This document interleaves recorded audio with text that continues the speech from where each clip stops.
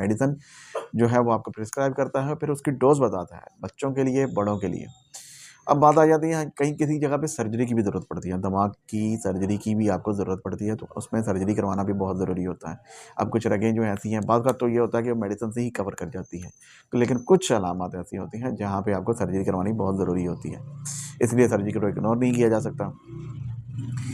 अगर आप भी किसी मखसूस ग़ज़ा के मतलब जानना चाहते हैं या इस बीमारी के मतलब मज़ीद जानना चाहते हैं या इस बीमारी को समझना चाह रहे हैं या आप चाहते हैं कि मुझे क्या रोज़मर्रा में अपनी लाइफ़स्टाइल में क्या तब्दीली करनी चाहिए, तो आप नीचे कमेंट्स कर सकते हैं, अपनी बीमारी के मतलब मुझसे पूछ सकते हैं, सवाल कर सकते हैं।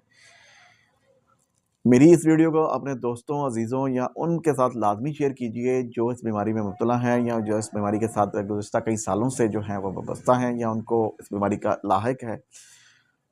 और अभी तक आपने अगर मेरे चैनल को सब्सक्राइब या फॉलो नहीं किया हुआ तो मेरे चैनल को सब्सक्राइब और फॉलो कर लीजिए और बेल आइकन के बटन को लाज़मी प्रेस कीजिए।